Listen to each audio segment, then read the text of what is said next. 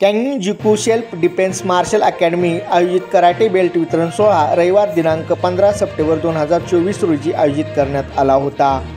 महाराष्ट्राचे आराध्य दैवत छत्रपती शिवाजी महाराज यांच्या प्रतिमेस पुष्पहार करून व दीप प्रज्वलन करून या कार्यक्रमाची सुरुवात करण्यात आली। माननीय हंसी परमजीत सिंग सर यांचे विशेष मोलाचे मार्गदर्शन व आशीर्वाद लाभले।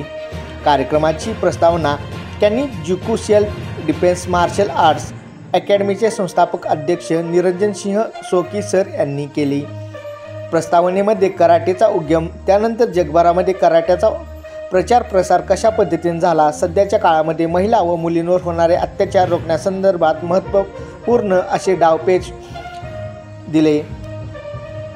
मानव असा हिंसक का झाला? कारण त्यांना आपले महामानव व संत समजले नाही। त्यासाठी आपल्या समाजातील सर्वांनीच महामानव व वारकरी संप्रदायातील संत अभ्यासणे किती जरुरी आहे याबद्दल प्रत्येक शनिवारी संस्थेतर्फे स्वसंरक्षणाबरोबर सद्गुरू संत तुकाराम महाराज यांचे अभंग पठणसुद्धा घेतले जाते।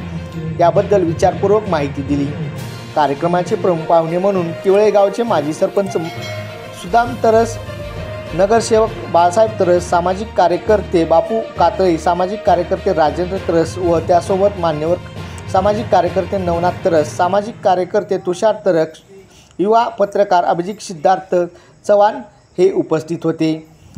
प्रमुख पाहुणे सुदाम तरस यांनी कराटे प्रशिक्षित विद्यार्थ्यांचे मनोबल, लवचिकता, निर्भयता कशी वाढेल व पुढील काळामध्ये महिलांवरती होणाऱ्या अत्याचारांना महिलांनी सक्षम होऊन रडायचे नाही तर लढायचे, असे तर स्वसंरक्षण किती आवश्यक आहे हे आवर्जून सांगितले। गेली 2 ते 3 वर्षे ज्या विद्यार्थ्यांनी कराटे प्रशिक्षण घेतले आहे अशा विद्यार्थ्यांना कराटे बेल्ट व प्रमाणपत्र देऊन सन्मानित करण्यात आले। या कार्यक्रमाला बहुसंख्य पालक वर्ग उपस्थित होता। प्रशिक्षक यश धुमाळ व प्रशिक्षक वैभव आंद्रे यांनी चित्तथरारक असे प्रात्यक्षिक सादर केले। प्रात्यक्षिक सादरकरणामध्ये ओवी धुमाळ, अनन्या भालेराव, अनिकेत आगाव यांनीही सहभाग घेतला। या कार्यक्रमाचे सूत्रसंचालन संस्थेचे सचिव वैभव सोनवणे यांनी केले।